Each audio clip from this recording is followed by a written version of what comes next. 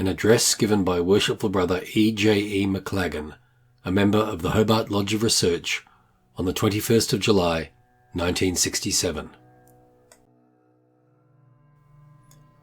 I now address the issue of the great dissension which occurred in the 18th century, culminating in Freemasonry in England being divided into two factions bitterly opposed to each other. These rivals became known as the Ancients, who formed a rival Grand Lodge in 1751, and the Moderns, who loyally adhered to the original Grand Lodge constituted in 1717. Until comparatively recently, the Ancients have been apt to be described as seceders or schismatics, but both terms are quite unjustified, seeing that not one of the first dissidents belonged to any lodge under the jurisdiction of the Premier Grand Lodge, and also that their ritual and customs differed scarcely from those of their Scottish and Irish brethren, whose Grand Lodges, as we shall see later, were to recognise the so-called Ancients as the Grand Lodge of England. Freemasonry, as we know it today, does not claim to be a religion, but a way of life, open to all men, irrespective of colour, race, or creed, who believe in the great architect of the universe as the supreme being and regard brotherly love, relief, and truth as the standards by which a worthy Mason should endeavour to live. The Moderns, however, regarded no man as worthy unless he professed himself to be a Christian, though, from studies made, there are very grave doubts that for many the sincerity of their claim was merely words, not actions. The Grand Lodge of 1717 cannot be claimed to be a truly united lodge of all lodges practising in England at the time, but it was in reality only a joining together of 6 lodges, meeting in London, combining together for the furtherance of the craft as practised in London at that time, and, as history has revealed, was nothing more than a club for aristocratic gentlemen, enrolment being limited to men of substance or royal birth. Money and birth were the qualifications to become a Freemason in the lodges under the banner of the Moderns. The first Grand Master, Anthony Sayers, Esquire, was fortunate in having under his jurisdiction 2 men who played an important role in the furtherance of Freemasonry in England.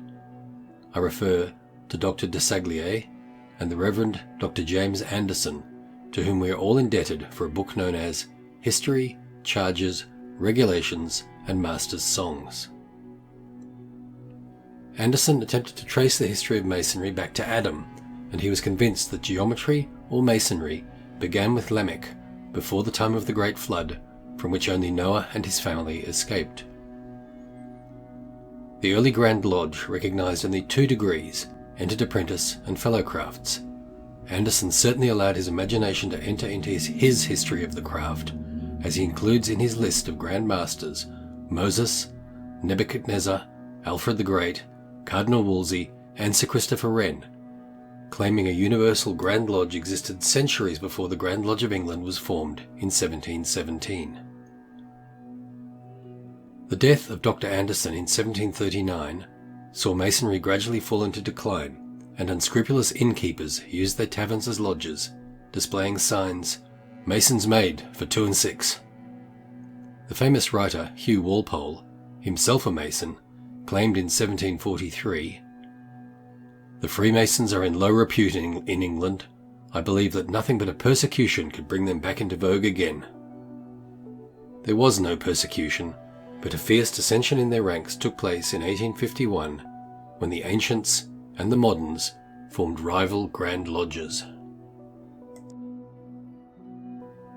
Just what was the cause of these dissensions? They were many, consisting of variations in ritual and beliefs.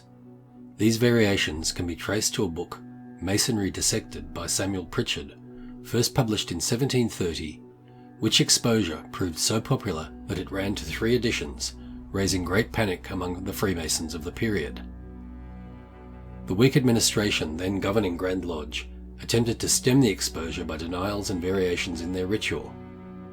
The Grand Master at that time was Lord Raymond, who was 22 years of age, and who during his reign of 5 years attended Grand Lodge on just 3 occasions, whilst at the same time officers and stewards remained in office throughout the whole period. The points of dissension can be stated with some certainty to be as follows. 1. The de-Christianization of Freemasonry, which had started as early as 1723. 2. Neglect of the days of St. John as a special Masonic festival. St. John's Days was the traditional birthday of John the Baptist on June the 24th. Between 1730 and 1753, not one Grand Master was installed on that day. Amongst 18th century Freemasons, this was regarded as a most serious matter. 3. Transposition of the modes of recognition in entered apprentice and fellowcraft degrees. 4. Denial of any claim that Freemason was universal, thus destroying a landmark. 5. Abandonment of the esoteric part, slight though it was, in the ceremony of installing a lodge master. 6. Neglect of the catechisms attached to each degree.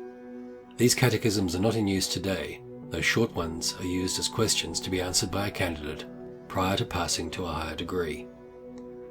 7. A difference in the password in Fellowcraft and Master Mason degrees. 8.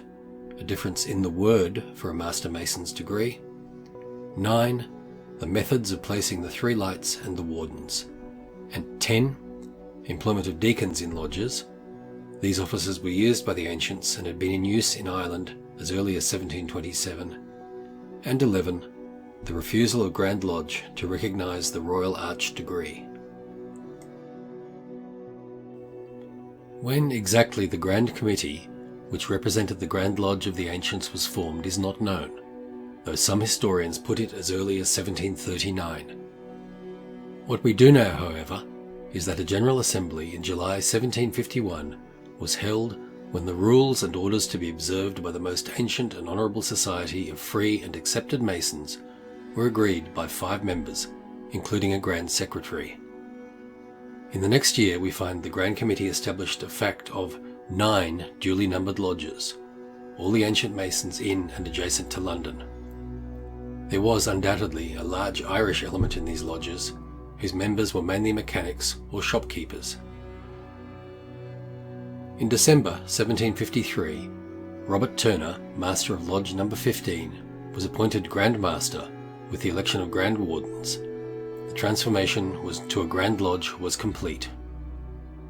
The minutes of 1752 record the appointment as Grand Secretary, one who has been characterised the most remarkable Mason that ever existed, Lawrence Dermot, who was born in Ireland in 1720.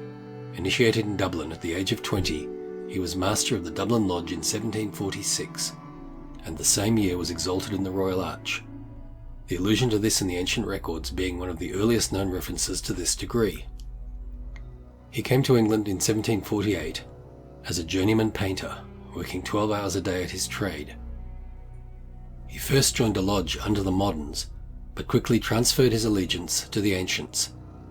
He later became a wine merchant and prospered exceedingly. He was a dynamic personality with a good education, including Latin and Hebrew. Such was his force of character, he was the life and soul of the ancient movement, and more than a match in debate for any of his modern antagonists. In 1756, mainly through the efforts of Lawrence Dermot, the Earl of Blessington was persuaded to accept the Grand Mastership of the Ancients, in proxy, as the 4 years of his term of office were to be continued. His absence can be accounted for by the fact that the 7 Years' War between 1756 and 1763 made it necessary for him to be in Ireland. Getting a member of the aristocracy as Grand Master was an undoubted boost to the Ancients, and it is said that to get him to accept the office, Dermot discreetly dedicated his book A Hymen Raison to him. A Hymen Raison, the Hebrew words, when freely translated, mean help to a brother, in which he laid down the rules and regulations of the Ancients' ritual, together with 118 poems and songs to be used by Masons. Through Dermot's efforts, prominent men were induced to join the Ancients, thus lessening the hold of the moderns, and in 1767, Thomas Matthew, a wealthy man, became the Grand Master.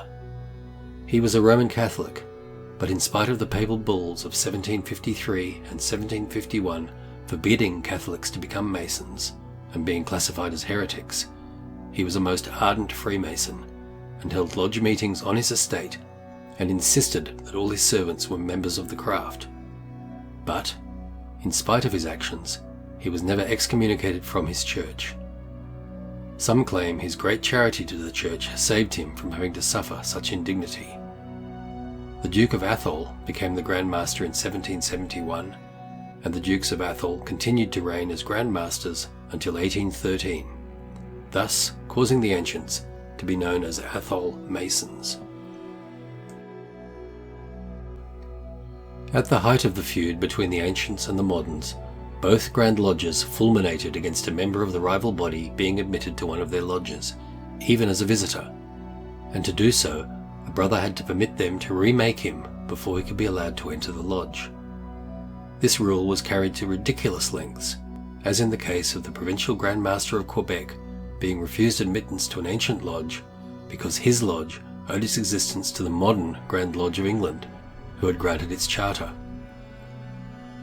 In 1742, one of the ancient lodges initiated a young man of 20, William Preston, who was destined to play a big part in the reconciliation of the two Grand Lodges.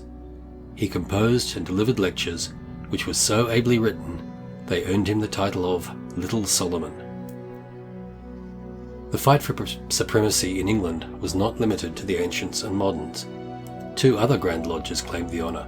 They were the Grand Lodge of York, who claimed the title of Grand Lodge of all England, and the Grand Lodge of England south of the Trent between 1779 and 1789.